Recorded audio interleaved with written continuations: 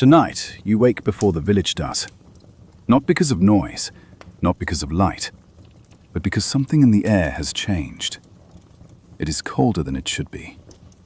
You lie still for a moment, feeling the thin blanket over your body, noticing how the warmth beneath it no longer holds as long as it did just a few nights ago.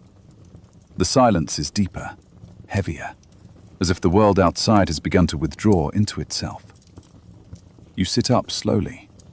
The floor beneath your feet is colder than expected, and you pause there, letting your body adjust, breathing quietly so the chill does not feel so sharp. This is the first sign. Not the snow, not the storm. Just this quiet cold that arrives earlier than it should. You reach for your cloak and pull it closer around your shoulders, tightening it without thinking.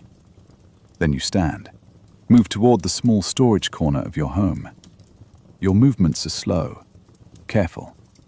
You already know what you are about to check. The sacks of grain rest where you left them. The dried meat hangs above, still intact. The clay jars sit in a neat line.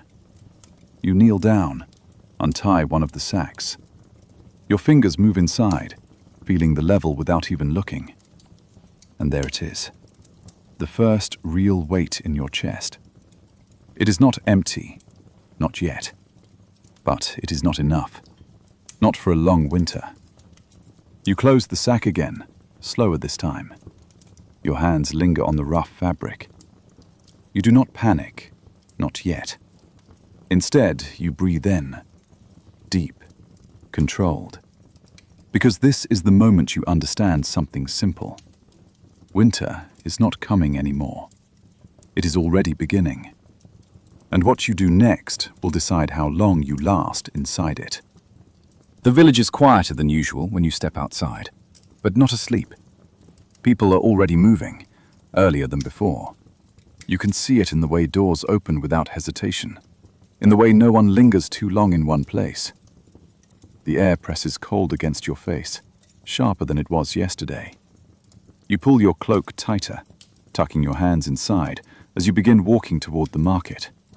Your steps are steady, but your mind is already counting. Grain, salt, anything that can last. The path is familiar, yet it feels different now. The ground is harder. The wind carries less warmth. Even the sounds are thinner, as if the world is slowly emptying itself of comfort. When you arrive, the stalls are already crowded. Not loud, not chaotic, just tense. People speak in lower voices. Movements are quicker. You stop at a grain seller you recognize, the same man as always. But his eyes are different today, more guarded. You ask for a larger amount than usual. He hesitates, just for a second. Then he tells you the price. It is higher. Of course it is. You do not argue immediately. Instead, you look at the sacks behind him. Fewer than last time. That is enough to understand. You reach into your pouch, count what you have. Not enough for what you wanted. So you adjust. You always adjust. You buy less, but more than before. Enough to stretch. Enough to delay the fear for a little longer. When he hands you the grain, the weight of it feels both reassuring and insufficient at the same time. You nod once, no extra words. Then you turn back toward home. The wind follows you this time, colder, more certain. And with each step, one thought settles deeper and deeper into your mind. Everyone here already knows. This winter will not be easy. You do not go inside immediately when you return. The sack of grain rests against your hip, its weight pulling your body slightly to one side. You stop just outside your door. The wind brushes past again, colder than before, slipping through the small gaps you had never noticed in warmer days. You look up, slowly. Your eyes follow the edge of the roof. The thatch is uneven. A section near the corner lifts slightly with each push of wind. You did not see it before, or perhaps it did not matter before. Now it does. You shift the sack higher on your shoulder, push the door open with your foot, and step inside. The room feels no warmer than outside. You walk to the storage corner. Kneel. Lower the sack down carefully. The sound it makes against the floor is dull and heavier than expected. Your hands stay on it for a moment. Then you stand again. No pause this time. You move to the wall. Reach for the small wooden ladder. Drag it across the floor. The legs scrape softly. You set it beneath the weak corner of the roof. Climb. One step, then another. The wood creaks under your weight. When you reach the top, the cold air is stronger here. You can feel it directly on your face. Your fingers press into the thatch. Loose, thinner than it should be. The wind pushes again. The gap opens just enough for you to see the grey sky beyond. That is enough. You do not climb down right away. You stay there, one hand holding the roof in place, breathing slowly. Because now you understand something simple. If you do not fix this, the cold will come inside long before the snow does. You climb down with care, one step at a time, until both feet touch the ground again. No hesitation now. You move quickly. Outside again, around the side of the house where you keep what remains of last season's thatch. Your hands push aside the dry bundles, searching, testing. Some are too brittle, some too thin. You keep going until you find pieces that still hold together when you bend them. You gather them into your arms, turn back. The wind meets you again, sharper this time, pressing against your chest as you walk. Inside, you do not stop. The ladder is still in place. You climb again, faster now. The roof waits above you, the same gap opening and closing with each breath of wind. You wedge one bundle into the space, push it down firmly, then another. Your fingers move with purpose, pressing, tucking, tightening each layer until the opening narrows. The wind pushes again. This time, less air comes through. Not gone, but weaker. You adjust the edges, press harder. Hold it there for a few seconds longer than necessary. Then you stop. Slowly, you remove your hands. The thatch stays. You remain still, watching it, waiting for it to fail. It does not. Only a thin thread of cold air slips through now. You let out a breath you did not realize you were holding. Then you climb down again. The room below is still cold, but different, slightly quieter, slightly more contained. You walk to the door, close it firmly. Your hand rests on the wood for a moment, feeling the barrier between you and the wind outside. It is not perfect, not even close, but it will hold, for now. You do not sit down after fixing the roof. The cold is still there, just quieter. You turn slowly, your eyes moving along the walls, stopping at each place where the wind might find a way in. The corners, the edges, the spaces between wood that has dried and shrunk over time. You step closer to the nearest wall, raise your hand, hold it there, still, waiting. A thin line of cold air brushes across your fingers. You find it, a narrow gap, easy to miss. You press your thumb against it, feeling how the wind pushes through without effort. That is not good. You turn away, walk toward the small storage shelf. Your hands move quickly now, picking up scraps of cloth, old fibers, anything that can be pushed into a space and stay there. You return to the wall, press the cloth into the gap, push it deeper. Use your fingers to pack it tightly until it resists. The wind weakens. You move to the next gap, and the next. Around the room, one by one, you repeat the same motion. Find, press, seal. Each time the air inside changes just a little. less movement, less sound. When you finish, you stand in the center of the room, still, listening.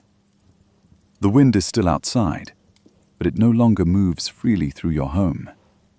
You lower your hands slowly. This will not stop the winter, but it will slow it down. You step outside again before the light fades. The air has dropped further, and the ground feels harder beneath your feet. There is no time to waste. You take the rope from beside the door, loop it once around your hand. Then you begin walking toward the edge of the forest. The path is familiar, but today it feels longer, quieter. Each step presses into soil that no longer gives easily. When you reach the trees, you do not go deep inside, not yet. You look around first, scan the ground, fallen branches, dry wood, anything that can burn without needing time to cure. You move from one piece to another, bending, lifting, testing the weight in your hands. Too heavy, too wet. You drop it, move on. Again and again, until you find pieces that break cleanly when you press them. Those you keep. You gather them slowly, building a bundle against your leg. When your arms are full, you crouch down. Tie them together with the rope. Pull it tight. The fibers press into your palm. You pull harder until the bundle holds. Then you lift it. The weight settles across your shoulder. You adjust your stance. Take one step back toward home, then another. The forest stays silent behind you. The wind meets you again as you leave the trees, colder now, pushing against the side of your face. You lower your head slightly and keep walking, because you can feel it clearly now. The fire you have tonight will depend entirely on what you carry back with you. You do not stop when you reach the door. The bundle stays on your shoulder as you push it open with your free hand. Inside, the air feels still. You step in, turn, close the door firmly behind you. Only then do you lower the wood. The bundle drops onto the floor with a dull, compact sound. You crouch beside it, untie the rope. The fibers loosen under your fingers. One by one, you pull the branches free and stack them near the hearth. Larger pieces to one side, smaller ones within reach. You work without rushing, each piece placed where your hand can find it later without searching. When the stack is done, you reach for the flint, strike once, then again. A small spark catches. The kindling takes slowly. You lean closer, shielding it with your hand until the flame holds. Then you feed it. A thin branch first, then another. The fire grows, low, steady. You sit back on your heels and watch it settle into a rhythm. The light moves across the walls, softer now that the gaps are sealed. You extend your hands toward the warmth. Hold them there, not too close, just enough to feel the heat return to your fingers. Behind you, the stack of wood rests within reach. In front of you, the fire holds. For this moment, the cold stays outside. You stand again before the light begins to fade. The fire is stable. It will last for a while if you feed it carefully. You move to the doorway and open it, just enough to step outside. The sky has shifted. The light is thinner now, fading faster than it did only days ago. You look across the ground. The shadows are longer. The air carries a sharper edge. You walk a short distance from the house. Stop. Listen. The village is quieter at this hour, but not at rest. Doors close sooner. Movements are quicker. No one lingers. You tilt your head slightly, watching the horizon. There is no snow yet, but the color of the sky has changed. Paler, colder. You draw a slow breath and let it out through your nose. Then you turn back, step inside, close the door. The room greets you with the small, steady glow of the fire. You walk to it, add one more piece of wood. Adjust it until it catches. Then you sit down beside the hearth. Your body lowers slowly, settling close to the warmth. You pull your cloak tighter around you. The flames move in a quiet pattern, steady and contained. You watch them for a moment longer than necessary, because now you can feel it clearly. The days are already shortening, and soon the light will not last this long at all. You rise slowly from the hearth, waiting until the warmth has settled into your hands before you move away. The room is quiet. The fire holds. You turn toward the small table near the wall, where the prepared meat rests from earlier days.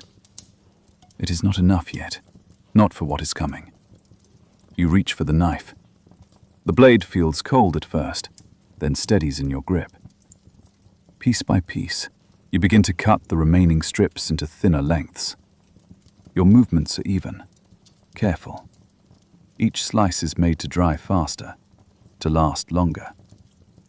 When a strip is ready, you lift it and hang it from the wooden line above, spacing each one so the air can move between them. You repeat the motion. Cut, lift, hang. The rhythm settles your breathing. Outside, the wind brushes faintly against the walls, but inside, your hands continue their work without pause. When the last piece is hung, you step back slightly. Look at the line. It is fuller now, not complete, but better than before. You wipe the blade clean against a cloth, set it down. Your hand lingers on the table for a moment, then you turn away. The food above you sways just slightly in the still air.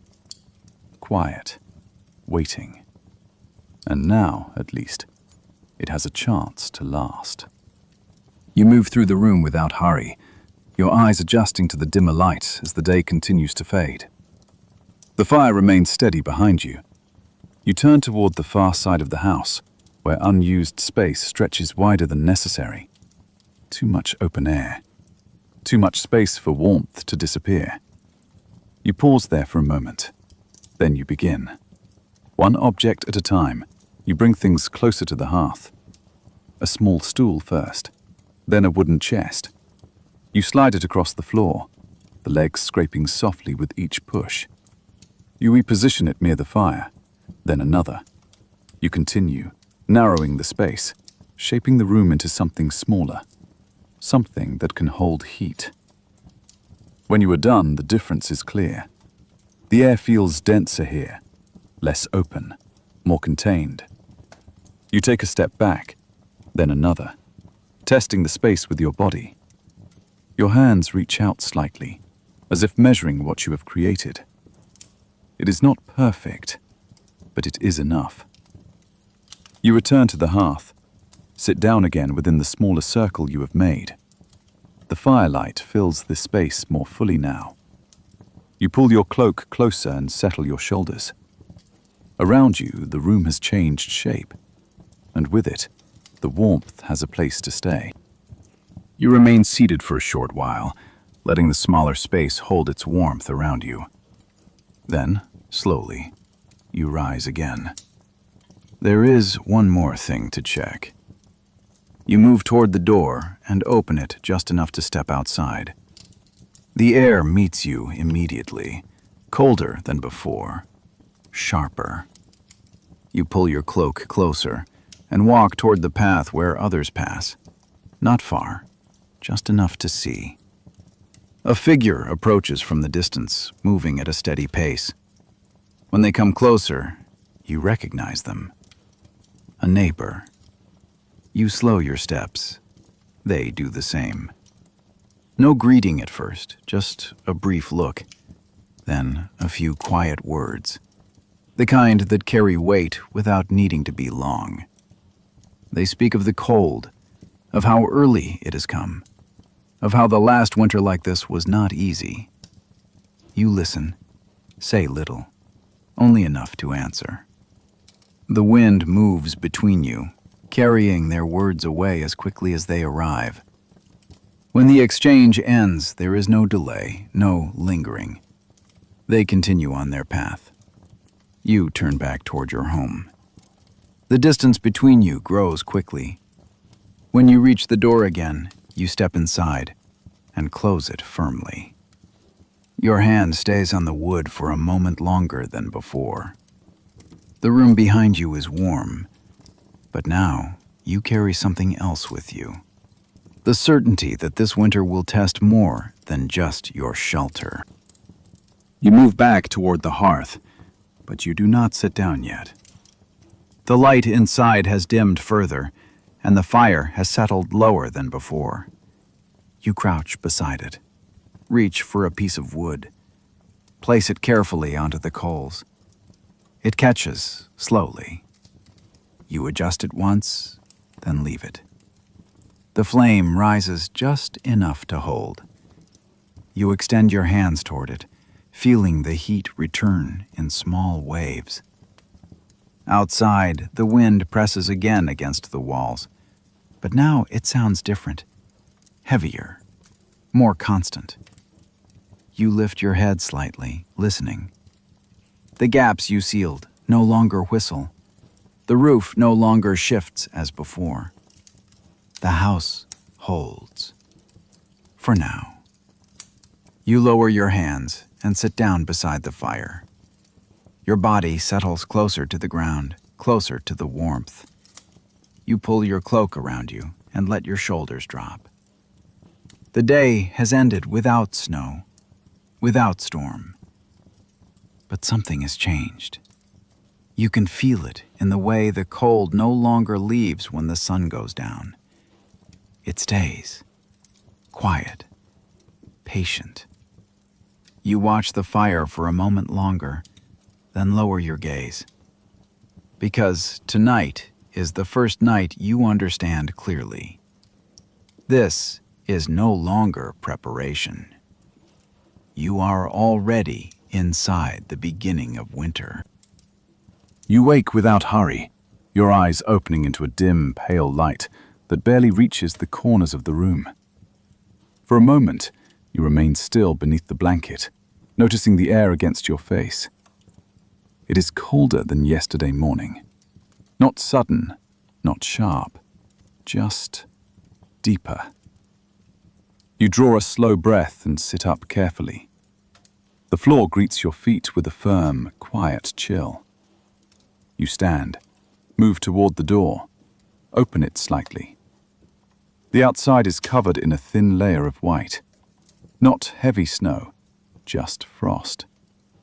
It rests across the ground, across the roof edges, across every surface that held moisture in the night. You step out. Your foot presses down. The frost cracks softly beneath your weight. A small sound, crisp. You take another step, then another. Each one leaves a clear mark behind you. The air is still, almost too still. You wrap your cloak tighter and look around the quiet village. Everything is slower now, more careful. You turn back toward your door and step inside again. Close it gently. The room receives you with the faint warmth of last night's fire. You move toward it without delay, because now the cold is no longer a warning. It has settled into the ground itself. You move closer to the hearth as soon as the door is closed behind you. The fire has fallen low during the night, leaving only a bed of dull red coals. You crouch beside it without rushing. Reach for a small piece of wood. Place it gently on top. Then another. You wait. Watch. The flame returns slowly, catching along the edges before spreading inward. You adjust the pieces once, then pull your hand back. The fire steadies, not strong, but alive. You sit there for a moment, feeding it one piece at a time, careful not to waste more than needed. When the flame holds its shape, you stand and bring another log from the stack. Set it within reach, then another. You arrange them beside the hearth, close enough that your hand can find them without looking. The fire will need to be watched today, not left alone. You lower yourself back down and extend your hands toward the heat. Outside, the pale light barely shifts. Inside, the flame becomes the center of everything. You remain there, adding wood in small intervals, never letting it fall too low. Because today, the fire is not just for comfort. It is something you must keep alive from morning until night. You wait until the fire is steady before moving away. The warmth holds behind you as you walk toward the storage corner. You kneel slowly, reach for the grain sack you filled yesterday. Your hands untie it with care. You open it just enough to look inside. Then you stop looking. Instead, you measure with your hand. One scoop, then you pause. Another. You hold both in your palm for a moment, weighing them without thinking. Too much. You return a portion back into the sack. Adjust again. This time, less. Enough for one meal, not more. You tie the sack closed and set it back in place. Then you reach for the dried meat above. Select a small strip, smaller than yesterday. You hold it between your fingers, then lower it onto the table. The portions sit there in front of you, quiet, limited. You do not eat yet. You just look at them for a moment, fixing the size in your mind. This will be the measure from now on. You take the grain, set it aside for later, leave the meat where it is. Then you stand. Your hands rest briefly on the edge of the table before you pull them away. Because from this point forward, every amount you take will decide how many days remain. You reach for the bucket near the door and lift it by the handle. It feels lighter than it should. You open the door and step outside. The air meets you immediately, colder than when you last stood here. You pull your cloak tighter and begin walking toward the water source. The path is firmer now, the ground holding your steps without giving way. When you arrive, you slow down. The surface of the water has changed. A thin layer of ice stretches across it, pale and still. You step closer, set the bucket down beside you. Then you bend.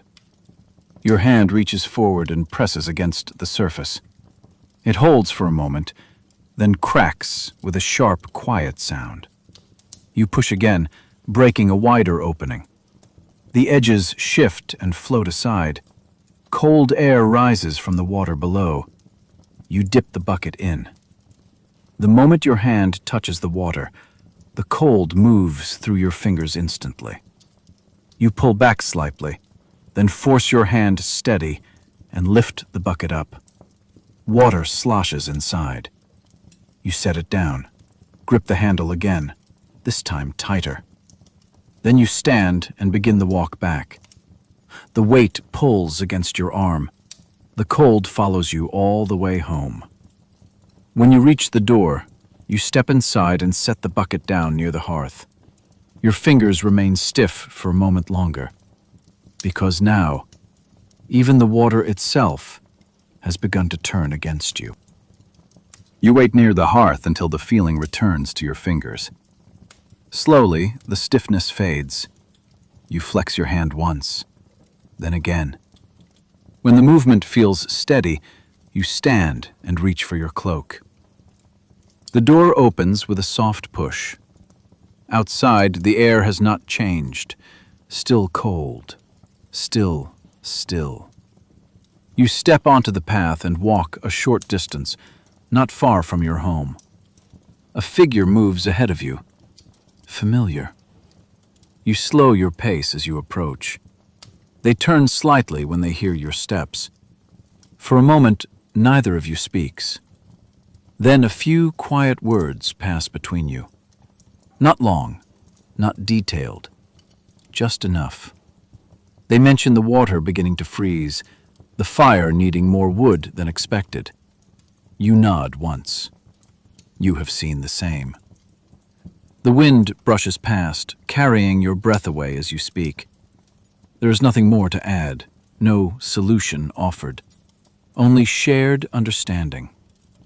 After a short pause, they adjust their cloak and continue on their way. You do not follow. You stand there for a moment, watching their figure grow smaller along the path. Then you turn back. Your steps return you to your door.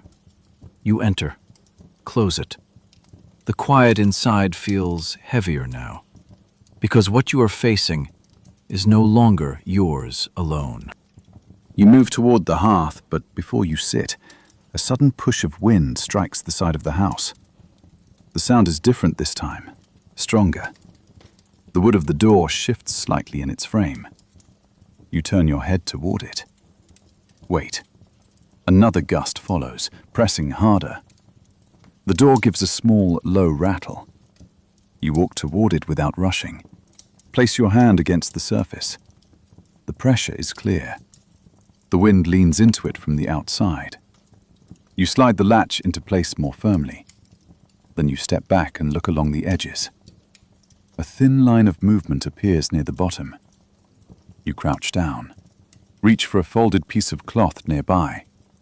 Press it into the gap. Push it deeper until it holds. The next gust comes. The door stays steady this time. The sound dulls slightly. You remain there for a moment, watching, listening for any shift. When nothing moves, you stand again. Turn back toward the center of the room. The fire still burns where you left it, but now the air carries a low, constant pressure. You take a slow breath and release it, because this is no longer just cold. The wind has begun to test the strength of your shelter. You sit down near the hearth and let your body settle. The warmth reaches you slowly. You extend your hands once, then lower them. Your eyes move to the edge of your sleeve. The fabric is thinner than it should be, worn from use. You reach for the small needle and thread resting beside the table. Lift them carefully. Then you pull the edge of the sleeve closer. The tear is not large, but it is enough for cold air to pass through. You begin to stitch, one small motion at a time.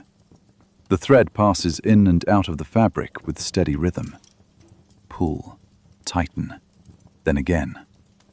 Your breathing follows the same pace, slow, even. Outside, the wind continues, but here your hands keep working. When the tear is closed, you press the seam between your fingers, checking its strength. It holds.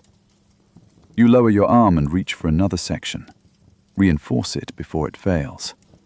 The needle moves again. When you finish, you set it down beside you. Your hand rests briefly on the repaired cloth.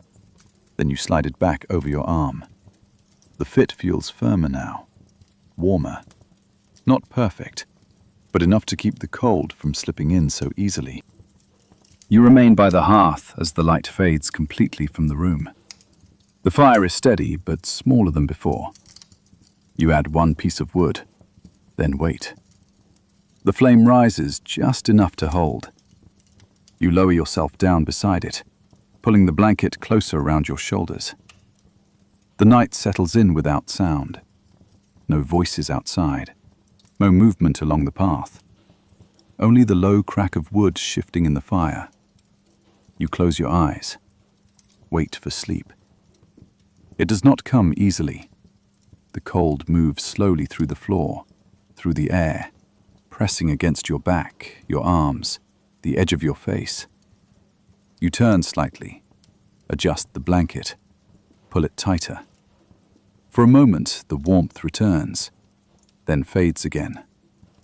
You open your eyes, reach forward, add another small branch to the fire. Watch until it catches. Then you lie back down once more. This time you stay still. Your breathing slows. The fire holds. The cold remains. And somewhere between the two, your body finally begins to rest. Not fully, not deeply, but enough to carry you into the next morning. You wake before the light returns, your body already aware of the cold. You sit up slowly, the blanket slipping from your shoulders as you move. The fire has fallen low again. Only a few coals remain. You lean forward, place a small piece of wood on top, then another. Wait. The flame returns, but weaker than yesterday. You glance toward the stack of wood beside the hearth. It is smaller now, noticeably. You reach out and touch the nearest piece, as if to measure what is left. Then you begin to restack it, moving each piece closer together, counting without speaking. 1, then the next. When you finish, you stop. The number is lower than it should be. You stand and walk to the corner where the rest should be stored. There is no more there, only empty space. You return to the hearth slowly. Kneel. Add one more piece to the fire. Watch it catch. Then you sit back. Your hands rest on your knees, still. Because now you understand something clearly. The wood you have will not last as long as you planned. You do not wait long after that. The decision settles quickly. You stand, reach for the rope near the door, loop it around your hand. Then you step outside. The cold meets you immediately, sharper than before, pressing against your face and chest. You lower your head slightly and begin walking toward the forest again. The path is harder now. Your steps land with less sound. When you reach the trees, you move further in than last time. The ground is covered with scattered branches, but fewer are usable. You bend, lift one. It does not break. Too damp. You drop it. Move to another. Test it. It snaps, but only with effort. You keep it. Your hands move faster now, but your choices are fewer. Each piece requires more strength. You gather what you can, building a bundle slowly. When your arms are full, you crouch down. Tie the rope around the wood. Pull it tight. The bundle is heavier this time, less balanced. You lift it onto your shoulder with effort. Adjust your stance. Then you turn back toward home. The wind moves between the trees, colder and more constant. You take one step, then another, slower than before, because now, even the simple act of bringing back wood has begun to demand more from your body. You set the bundle down just inside the door and take a moment before moving again. Your shoulder holds the weight even after it is gone. You roll it once, slowly, then let it rest. The fire waits where you left it. You feed it a small piece of wood, watch until it catches. Then you turn back toward the door. Something has changed. The light outside is different, softer. You open the door and step out just enough to look. The air is still, quiet in a way that feels heavier than before.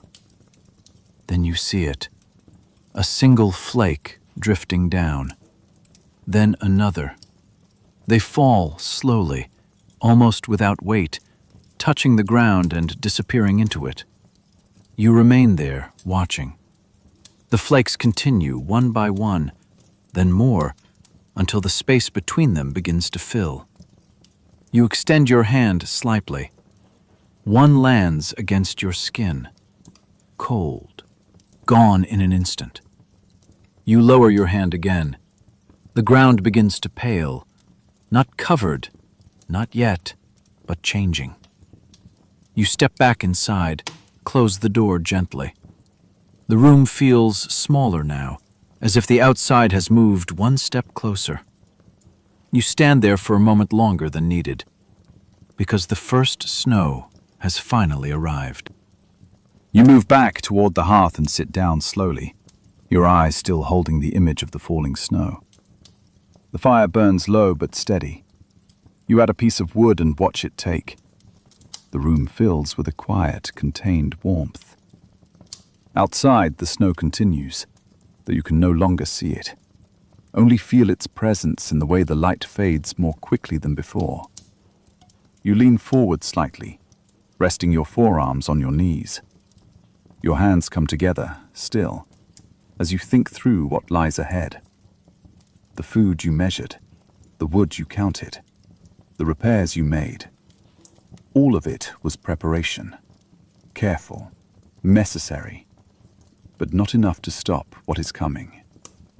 You lift your head and look toward the door, then toward the walls, then back to the fire. Everything holds, for now. You reach forward and adjust the wood once more, pressing it into place until the flame steadies again. Then you sit back. Your body settles closer to the warmth, because now you understand something clearly. This moment, this quiet, this first snowfall, it is only the beginning. You wake to a silence that feels different from any before, heavier, more complete. For a moment you remain still, listening. There is no wind, no movement, only a deep, muffled quiet. You sit up slowly and turn toward the door. A pale light presses through the edges, brighter than it should be. You stand and walk toward it. Your hand rests on the wood for a brief moment before you push it open. The door does not move fully. It stops after only a short distance. You push again, harder this time. It gives slightly, then resists. Snow presses against it from the outside, packed, heavy. You open it just enough to see through the gap. The ground is covered, thick. The path is gone. The edges of your home are buried halfway up the door. You release the pressure and let the door fall back into place. Close it firmly. Then you turn and reach for the nearest tool, a wooden shovel, worn but solid. You grip it in both hands and move back toward the door. Open it again, this time just enough to push the shovel through the gap. You press it into the snow, lift, pull it inside, then again. Each movement clears only a small space, but it is enough to begin. Because now, the winter has not only arrived, it has started to close in around you. You keep the door only slightly open as you work. The cold presses in through the gap, but you do not widen it yet. You push the shovel forward into the snow, lift, pull it back inside. Let the snow fall to the floor near the threshold. Then you push it aside with your foot, clearing space to continue. Again, push, lift, pull. Each motion is small, controlled. The snow is heavier than it looks. It resists the blade at first, then gives just enough to move. You repeat the motion, slowly carving a narrow path outward. After several passes, the shovel reaches further before meeting resistance. You open the door a little wider, step 1 foot outside. The snow presses against your leg, firm and cold. You plant your foot down, then the other. Stand fully outside. The air is still, but the cold is deeper here. You turn back toward the doorway and begin clearing from the outside, pushing the snow away from the entrance in short strokes. A space forms, not wide, but enough for you to move through without forcing the door. When the path holds its shape, you step back inside, close the door firmly. The shovel rests against the wall as you release it from your grip. Your hands remain slightly tense, because now, even leaving your home requires effort you did not need before. You return to the hearth and lower yourself beside it, letting the warmth reach your hands again. For a moment, the room feels stable. Then the sound changes. A low, steady whistle moves along the wall. You lift your head, listen. The wind has returned, stronger than before. It presses against the house and searches for every place it can enter. You stand and move toward the side where the sound is sharpest. Your hand rises, hovering near the surface of the wall. There. A thin line of air slips through a seam you had already sealed. The pressure outside is greater now. You reach for more cloth from the shelf, press it into the gap, push it deeper than before, using your fingers to force it into place. The wind pushes again. The sound dulls but does not disappear. You move along the wall, checking each point you repaired earlier. Some hold, some need more. You reinforce them one by one, pressing, tightening, adjusting until the air slows. When you finish, you step back and stand still in the center of the room. The wind continues outside, but inside it moves less freely. You lower your hands slowly. The house holds, but only because you continue to hold it together. You remain close to the fire as the day fades into night. The wind continues without pause, pressing against the walls in steady waves. You feed the fire carefully, adding only what it needs to stay alive. When the room darkens completely, you lie down beside the hearth, keeping the warmth within reach. Your eyes close slowly. For a short time, your body rests. Then you wake. Not suddenly, just enough to feel the cold returning. The fire has dropped again. You push yourself up onto one arm and reach forward. Add a small piece of wood. Wait until it catches. Then you lower yourself back down. Your breathing steadies again. Time passes. You wake once more. The same motion. Sit, reach, feed the fire, lie down again. The night stretches longer than before, broken into small moments of rest between each rise. You do not count how many times you wake, only that each time the fire must be kept alive. When you finally sit up again, the faintest hint of light has begun to return outside. The fire still burns, low but not gone. You extend your hands toward it, holding them there until the warmth returns. Because now, even sleep is no longer continuous. It comes in pieces, shaped by the need to keep the flame alive. You remain seated near the hearth as the early light settles into the room. It does not bring warmth, only visibility. You extend your hands toward the fire, waiting for the heat to reach your fingers. It takes longer than before. You turn your palms slightly, then press them together, trying to hold what little warmth you have. Slowly, you stand. Your body moves carefully, as if each joint needs time to follow. You take a step, then another. The floor feels colder through your feet, even with the layer between. You flex your fingers once more. They respond, but slower. You lift your arm and hold it there for a moment, feeling the stiffness along the length of it. Then you lower it again. You move to the door. Do not open it yet. Just place your hand against the surface. The cold from outside passes through the wood into your palm. You pull your hand back after a moment. Turn. Walk back toward the fire. Sit down again. Bring your hands closer this time. Wait. The warmth returns in small waves, slow and uneven. You keep them there until the feeling comes back fully. Because now, even your own body has begun to resist the cold more slowly than before. You stay inside through the entire day. The decision is not spoken, it simply becomes clear. The door remains closed. The shovel rests where you left it.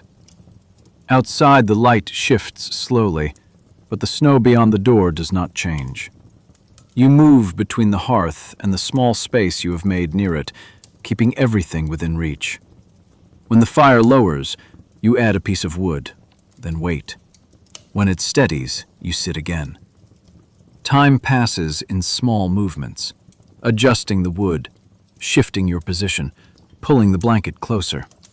At one point, you walk to the door and place your hand against it again. The cold is still there, strong. You do not open it. You turn back, return to the hearth, sit down once more. The room remains quiet, contained within the walls you have reinforced. Outside exists only as pressure, as weight, as cold. Inside, you keep the fire alive and your body close to it. When the light begins to fade again, you realize you have not stepped outside at all, not once. Because today, The world beyond your door is no longer something you can move through freely. You wait until the fire is steady before moving to the storage corner again. Your steps are slow but direct. You kneel down, reach for the grain sack, open it carefully. This time, you do not need to measure by touch. You can see the difference immediately. The level has dropped further than expected. You pause for a moment, your hand resting just inside the opening. Then you take a smaller portion than before, 1 scoop. You stop, consider. Then you remove a little from it and return it to the sack. You tie it closed and set it back. Your hand lingers on the knot briefly before you let go. You reach up for the dried meat, select a piece, smaller again. You place both portions on the table and step back slightly. The space between each meal has grown. The amount within each one has shrunk. You pick up the grain and move it closer to the hearth, preparing it slowly. Your movements are steady, controlled. When everything is set, you sit down beside the fire and bring the food within reach. You do not begin immediately. You look at what you have first. Then you lower your gaze. Because now, the change is no longer gradual. You can see it clearly. The food is leaving faster than it can be replaced. You sit beside the hearth with the food placed in front of you. The warmth reaches the bowl slowly, just enough to soften it. You pick it up, hold it in both hands. For a moment, you do not eat. You look at the portion again, then reach back into the sack. Open it. Add a small amount back. Not much, just enough to make a difference. Then you tie it closed once more. You return to your place by the fire and sit down. This time, when you lift the food, the portion is smaller than any before. You bring it closer. Take 1 bite. Chew slowly. Swallow. Then you pause. Wait a few breaths before the next. You stretch the time between each movement, letting your body adjust to less.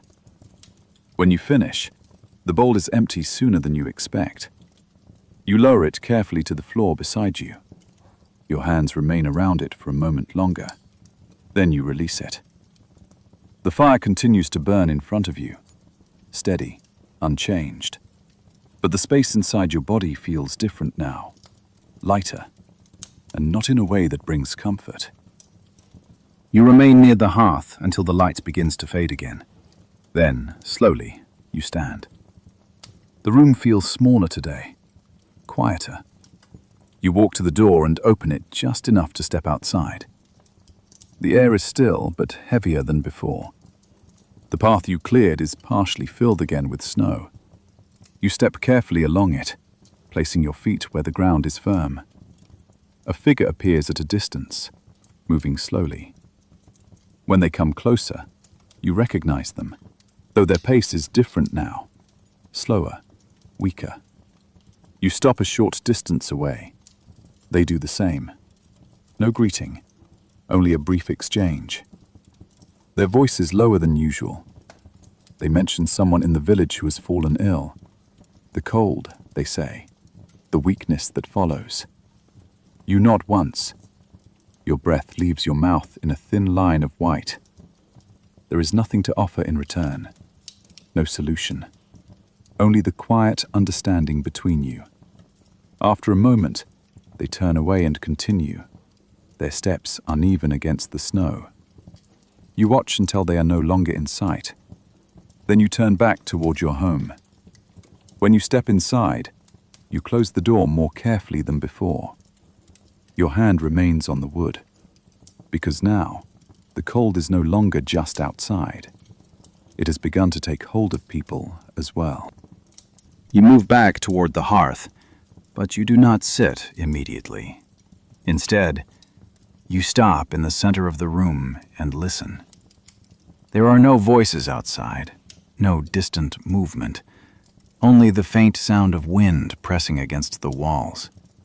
You turn slowly, your eyes moving across the space you have shaped to hold warmth. Everything is where it should be. Close, contained, within reach. You walk to the door once more and check the latch. Press it firmly into place. Then you move along the wall, touching each section you reinforced, making sure nothing has loosened. When you return to the hearth, you sit down and pull the blanket closer around you. The fire burns low but steady.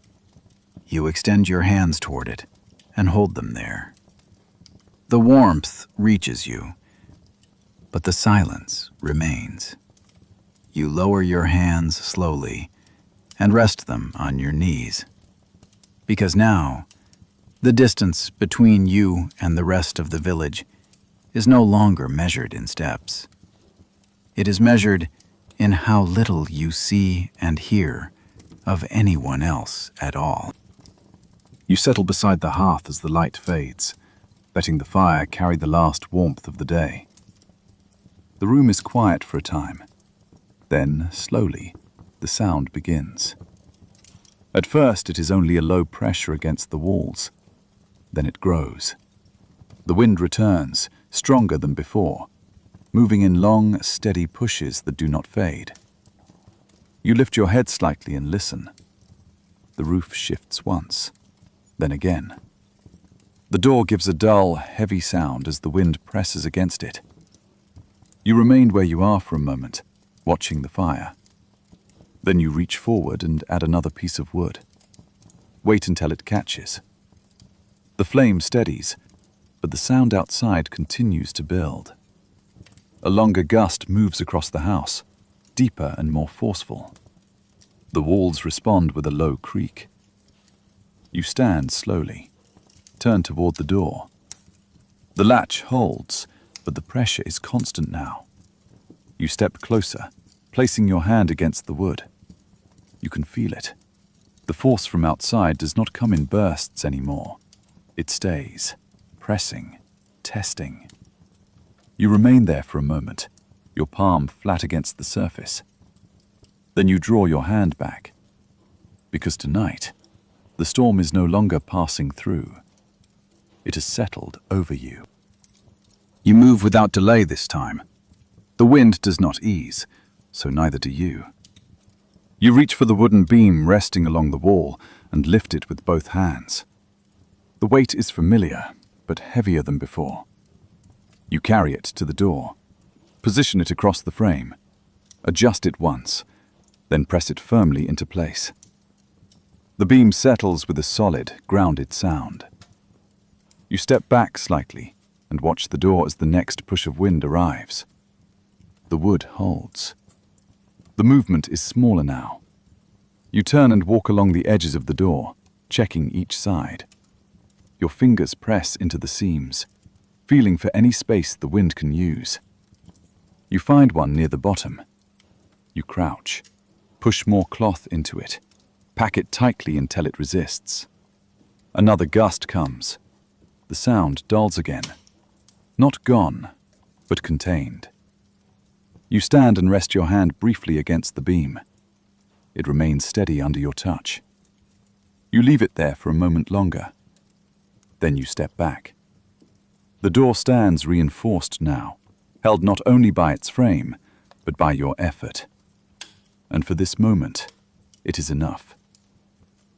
You return to the hearth and sit down slowly, letting your body lower into the space you have made.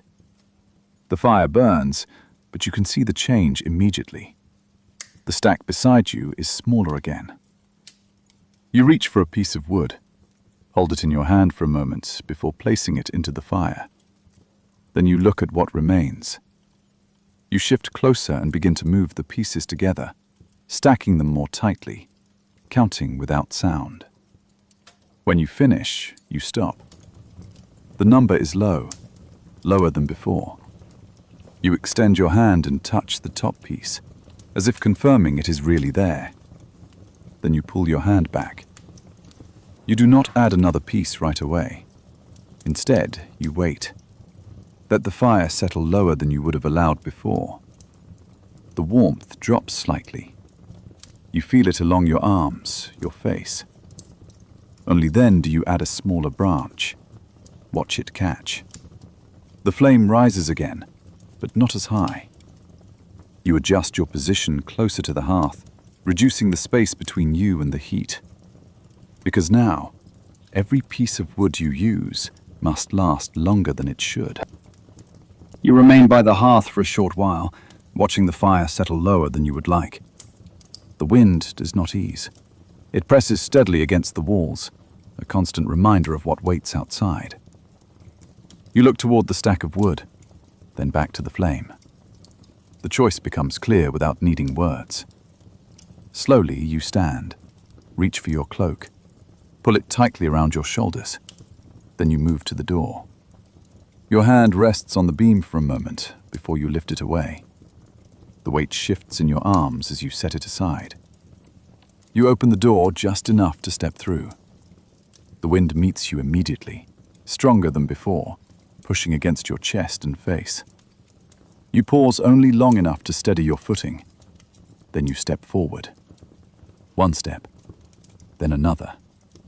The snow moves under your feet, uneven and packed by the storm. You lean slightly into the wind, keeping your balance as you make your way toward the forest. The distance feels longer now. Each step demands more effort. When you reach the trees, you move between them, using their cover to block some of the force. You bend. Lift the first branch you find. It is heavy. You keep it. Then another. You gather what you can without stopping, your hands moving quickly despite the cold. When your arms are full, you drop to a crouch. Tie the bundle with the rope. Pull it tight with effort. Then you lift it onto your shoulder. The weight settles unevenly, but you adjust. Turn back toward home. The wind is waiting for you again, and this time, you must walk directly into it. You move slowly across the open ground, each step pressing into the snow with more effort than the last. The bundle pulls against your shoulder, shifting with every movement. You tighten your grip on the rope to keep it in place. The wind pushes against your side, then your front, forcing you to lean forward just to continue. You take one step, pause, then another. Your breathing becomes heavier, each breath visible in the cold air. You do not stop, not fully, only brief pauses where your body gathers enough strength for the next step. The shape of your home appears ahead, blurred through the moving snow. You keep your eyes on it, fixing your direction. When you reach the door, you do not open it immediately. You lower the bundle first. Let it fall against the ground with a heavy, uneven sound. Then you push the door open and drag the wood inside, piece by piece. Your movements are slower now, less controlled. When the last piece is inside, you close the door with your shoulder, lean against it. Your head lowers slightly. Your breathing remains heavy for a moment longer before it begins to slow. Because this time, returning has taken more from you than you expected. You remain where you are for a moment, your back resting against the door. The room feels distant, as if it has pulled away slightly. You push yourself upright and take a step toward the hearth. Your legs respond, but slower than before. You crouch down and reach for the wood. Your hand pauses above it for a moment, then lowers. You take a smaller piece than you planned and place it into the fire. Watch it catch. The flame rises gently. You extend your hands toward it, but keep them lower, closer to your body. Your breathing steadies slowly. You sit down beside the hearth, your movement controlled but heavy. The warmth reaches you in small waves. Not enough at first, then a little more. You remain still, letting it return piece by piece. Your eyes lower toward the floor. Your hands rest on your knees without moving. The fire burns in front of you. The wind continues outside. And somewhere between the two, your body settles into a quiet understanding. You have reached a point where every action now costs more than it used to, and there is less left to give. You remain by the hearth until your breathing has fully settled. The fire burns low but steady. When the warmth returns enough for you to move, you stand slowly and walk toward the storage corner again. Your steps are quieter now, more careful. You kneel down, reach for the grain sack, open it. This time you do not need to look long. The bottom is closer than it should be. Your hand moves inside and touches it sooner than expected. You stop there for a moment, your fingers resting against the rough base of the sack. Then you withdraw your hand and open one of the clay jars beside it. The contents are the same. Lower. You close it again. One by one you check what remains. Each container tells the same story. Less than before. Not enough for many days. You tie the sack closed and set it back carefully, aligning it with the others, as if the order might help it last longer. Then you sit back slightly on your heels. Your hands rest on your thighs. Still. The room is quiet behind you. The fire waits where you left it. Because now, the measure of time has changed. It is no longer counted in days, only in how many portions remain. You move back toward the hearth and sit down, bringing the small amount of food with you. You prepare it slowly, using only what is necessary. When it is ready, you hold it in your hands and pause. Then you reach back into the sack once more. Open it, remove a small portion, then stop. You look at it, consider, and return most of it again. You close the sack and bring the reduced portion back to your place. This time, when you eat, the difference is clear. The amount is smaller than any before. You take a bite, then you wait. Longer than before. You let the time stretch between each movement, allowing your body to settle with less. When you finish, the bowl is empty quickly, too quickly. You lower it beside you and keep your hand resting on it. The warmth from the fire reaches your skin, but it does not fill the space left behind. You lean slightly closer to the hearth, drawing the heat in place of what is no longer there. Because now, eating is no longer about comfort. It is only about continuing. You remain seated long after the meal is gone. The fire burns low, and you feed it only when necessary. The space inside your body does not settle as it did before. It stays. A quiet pull that does not fade. You shift your position slightly, pulling the blanket closer around you. For a moment, the warmth distracts you. Then the feeling returns. You stand slowly and move toward the table, placing your hand against its surface. The wood is cool beneath your fingers. You do not reach for more food. You only stand there, letting your body adjust to the absence.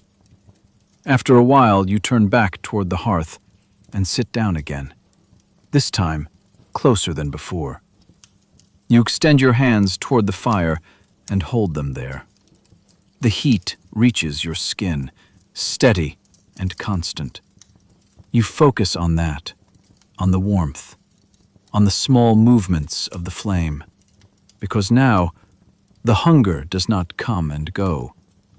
It remains with you, quiet and persistent, following you through every moment of the day. You sit by the hearth, watching the fire settle lower again. The stack of wood beside you is almost gone. You reach for a piece, hold it, then stop. Your hand lowers without placing it into the flame. Instead, you turn your head slowly, looking across the room.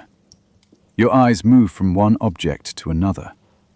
The stool, the edge of the wooden shelf, the broken handle you set aside days ago. You rise carefully and walk toward the corner. Your steps are slower now, but steady. You crouch and pick up the broken piece of wood. Turn it once in your hand. It is dry, light. It will burn. You bring it back to the hearth and place it into the fire. It catches quickly, faster than the logs did. The flame rises briefly, then settles. You sit down again and reach for another small piece from the same pile. One by one, you feed the fire with what was once part of your home. Each piece disappears into the flame, leaving only heat in return. When you finish, the corner is emptier than before. You lower your hands onto your knees and remain still. Because now, even the things around you have begun to turn into fuel. You remain close to the hearth, letting the fire hold as long as it can. The flame is there, visible, steady, but the warmth it gives is different now. You extend your hands toward it and wait. The heat reaches you, but only lightly. It does not spread as far as before. You shift closer. Adjust your position until your knees are almost touching the edge of the hearth. The warmth increases slightly, but only in that small space. You lean forward, trying to gather more of it. Behind you, the room remains cold, unchanged. You turn your head slightly and look toward the walls. The air there feels distant, untouched by the fire. You bring your attention back to the flame and add another small piece. It catches, burns, but the effect is brief. You pull your cloak tighter around your shoulders and lower your body closer to the ground. Your hands remain extended, almost still, because now the fire no longer fills the room. It only holds a small circle of warmth around itself. You rise slowly from the hearth, using one hand against the floor to steady yourself. The movement takes more effort than before. You pause once you are standing, letting your balance settle. Then you take a step. Your legs respond, but not with the same strength. You move toward the table. Place your hand against it. Hold there for a moment, then release. You lift your arm slightly. The motion feels heavier. You lower it again. Your breathing remains calm, but deeper than before. You turn and take a few steps back toward the hearth, slower this time. When you reach it, you lower yourself down carefully, controlling the descent until you are seated again. You extend your hands toward the fire, holding them there. The warmth reaches you, but your body responds more slowly. You remain still, waiting for it to settle. Because now, the change is no longer only outside. It has begun to move through you as well, making every movement take more than it used to. You sit by the hearth longer than usual before trying to stand. The fire burns low, and the room holds only a small circle of warmth. You place your hand on the floor and begin to push yourself up. The motion starts, then slows. You pause halfway, breathe, then try again. This time you reach your feet and stand, but your body does not settle as quickly as before. You remain there for a moment, waiting for the strength to return. It does not come fully. You turn your head toward the door. The thought of stepping outside passes through you. The path, the snow, the effort it would take. You take one step in that direction, then stop. Your hand lowers slightly, as if reaching for something that is not there. You remain still. Then, slowly, you turn back. Walk toward the hearth again. Lower yourself down with care until you are seated. You extend your hands toward the fire and hold them there. The decision is made without words, because today, your body no longer allows you to leave. You remain where you are, close to the fire, your hands resting near the edge of its warmth. The wind continues outside. You can hear it clearly now, not as a distant sound, but as a constant presence pressing against the walls. It moves along the edges, testing each place you have sealed. A few days ago you would have stood, checked, reinforced it again. Now you do not move. Your head tilts slightly as you listen. The sound rises, falls, then rises again. You follow it for a moment, your eyes unfocused, resting somewhere between the fire and the wall. Your hands remain still. Your body does not respond. The house holds, and that is enough. The wind continues its steady pressure, but you no longer follow it with action. You simply sit and listen as it passes along the surface of your shelter. Because now, even the need to react has begun to fade. You shift slightly closer to the hearth, drawing what warmth remains toward you. The fire burns low, and you feed it only when it begins to fall too far. Your movements are smaller now, slower. You lower your head and rest your hands loosely on your knees. The room remains quiet. The wind continues outside. Time passes without clear measure. At some point, your eyes lift and move across the space in front of you. The walls, the door, the small area you have kept warm. Everything is still in place. And yet, something feels different. You draw a slow breath and let it out. Your shoulders lower slightly. There is no sudden thought, no sharp fear, only a quiet understanding that settles in place.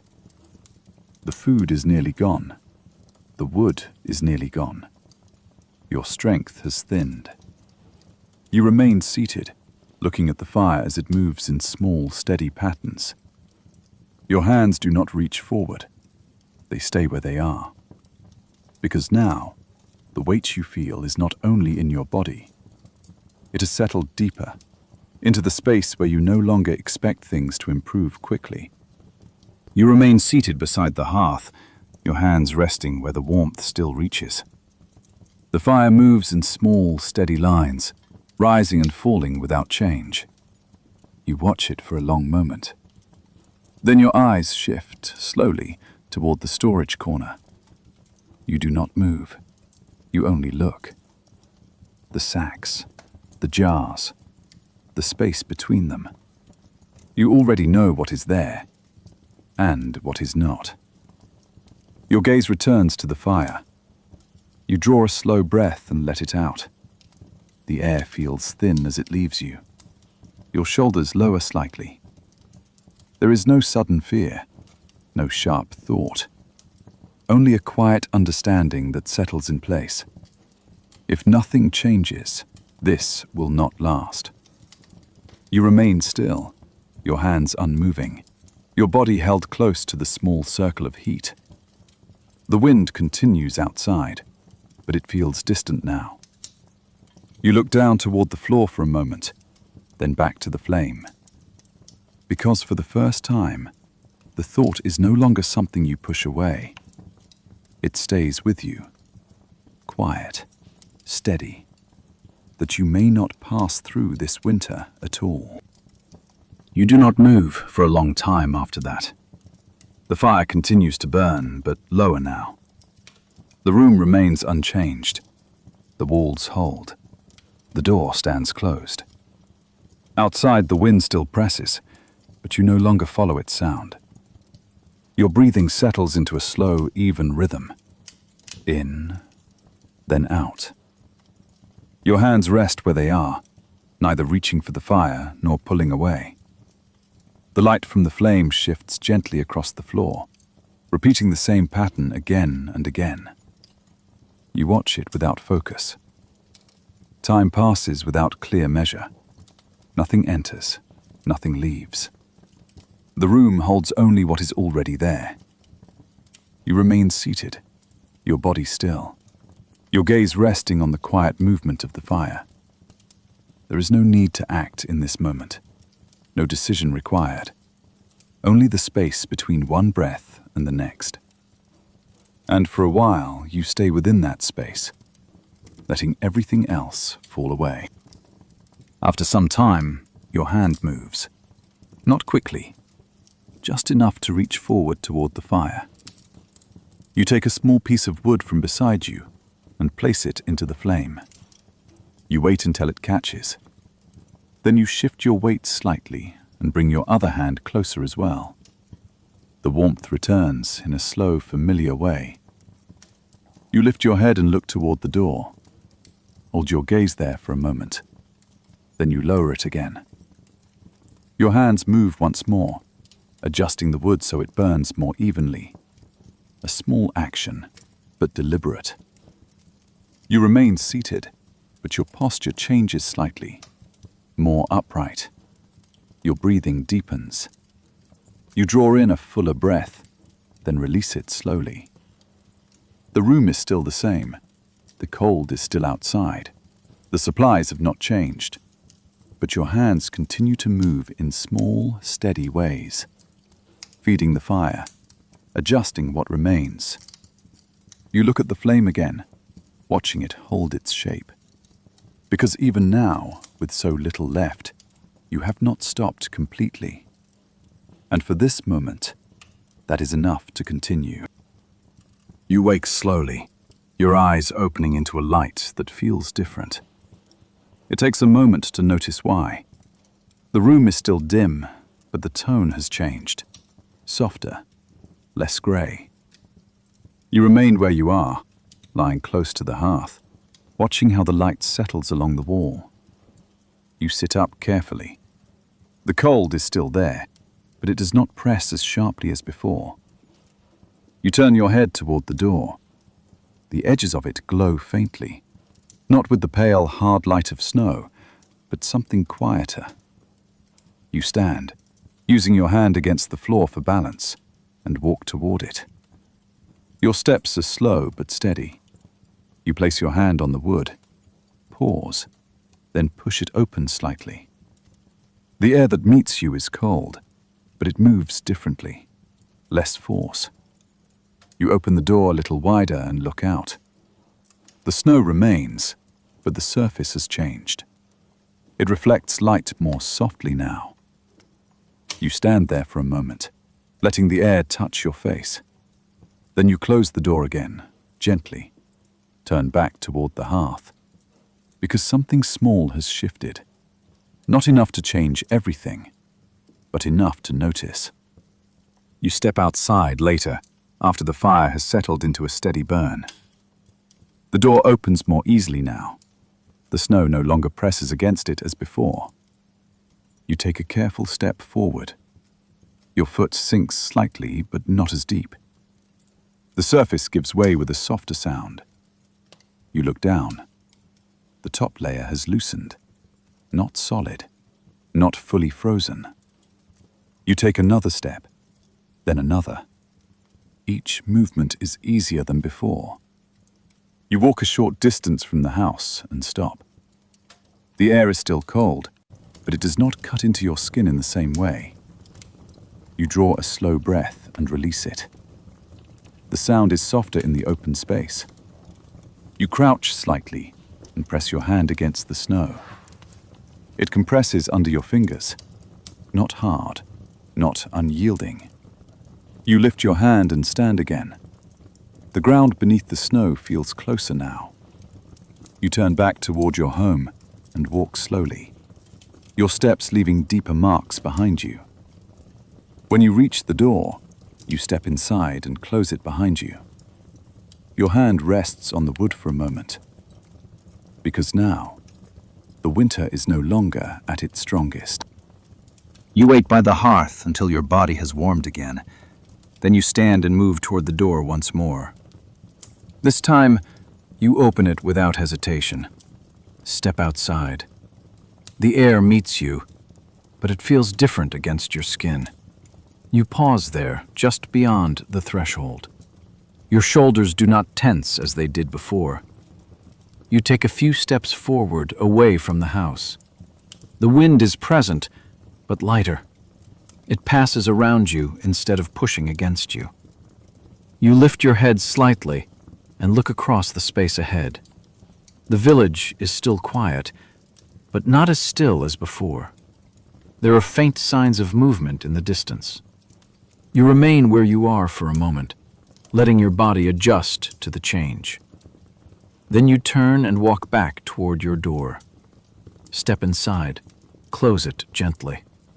The room behind you is still cold, but it no longer feels sealed in the same way. You move back toward the hearth and sit down. Extend your hands toward the fire. Because now, for the first time in many days, the cold no longer feels like something that will not end. You step outside again after a short rest by the fire. The air remains cold, but it no longer presses against you in the same way. You walk a little further from your home this time, following the path that has begun to show again beneath the thinning snow. Your steps are careful, but steadier than before. After a short distance, you see movement ahead, a figure, then another. You slow your pace as you approach. They notice you as well. No one speaks at first. You stop a few steps away. They do the same. For a moment, you simply stand there, seeing each other clearly in the open light. Then a small nod passes between you. A few quiet words follow. Simple. Enough to confirm what you already see. They have endured the same cold, the same waiting. You nod once in return. There is no long conversation, no need for it. After a brief pause, they continue along their path. You remain where you are for a moment, watching them move away. Then you turn back toward your home. When you step inside and close the door, the room feels slightly less empty than before. Because now, you know you are not alone in enduring this. You move slowly around the edge of your home, looking more carefully at the ground than you have in many days. The snow has softened, and in some places it has pulled back just enough to reveal what lies beneath. You step closer to one such patch, crouch down. Your hand brushes aside a thin layer of melting snow. The soil beneath is dark and damp. You press your fingers into it lightly. Then you notice it. A small cluster of growth pushing through the surface. Faint, fragile, but there. You clear the space around it carefully, using your hands instead of tools. The movement is slow, deliberate. When enough is exposed, you reach down and pull gently. The roots come free with little resistance. You hold the small find in your hand and examine it for a moment. Then you stand, walk back toward your door. Inside, you bring it to the hearth and set it near the warmth. You prepare it with care, using what little you have left. When it is ready, you sit down and bring it closer. The amount is small, but it is new. You take a bite slowly, then another. The taste is different, fresh. You lower your hands and rest them beside you, because now, for the first time in many days, the food before you has not come from what was stored. It has come from what has begun to return. You remain by the hearth after eating, your body resting closer to the warmth than before. The fire burns low but steady. You extend your hands toward it and wait. This time, the warmth reaches you more easily. It settles into your fingers, then your arms, moving slowly but without resistance. You shift slightly, adjusting your position so the heat reaches more of your body. Your shoulders lower. Your breathing deepens. You do not need to move closer than before. You remain where you are, and the warmth continues to hold. You close your eyes briefly, not to sleep, just to feel it. When you open them again, the room looks the same. The walls, the door, the small space you have kept alive. But something inside you has changed. You lower your hands slowly and rest them on your knees, because now, the warmth is no longer something you struggle to keep. It is something that begins to return on its own. You stand slowly and look around the room, taking in each part of the space you have held together. The walls, still sealed where you pressed the cloth. The door, reinforced and worn from use. The hearth, darkened from many days of careful fire. You take a step, then another. Moving through the small area you shaped to keep warmth close. Your hand reaches out and rests briefly against the wall. The surface is firm. It is held. You move to the door and place your hand on it as well, feeling the wood beneath your palm. Then you turn back toward the hearth and step closer. You crouch slightly and touch the edge of it, where the heat has risen and fallen so many times. Each place carries the marks of what you have done to remain here. You straighten slowly and stand in the center of the room. Your eyes move once more across everything. Nothing has been left untouched. Nothing has remained unchanged. You draw a quiet breath and let it out. Because this place did not endure on its own. It held because you continue to hold it together, one small action at a time. You move toward the door and open it fully this time. The air outside is still cool, but it no longer carries the same weight. You step out slowly, letting your feet settle onto the ground that has begun to soften beneath the last of the snow. The light is clearer now, warmer in tone. You take a few steps forward and stop. The space around you feels wider, quieter in a different way. You draw a slow breath and let it out, watching it fade into the air. There is no need to hurry, no need to measure each movement as before.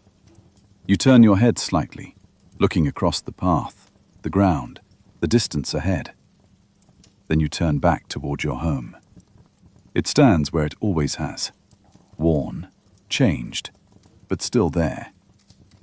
You walk back to the doorway and rest your hand against the frame.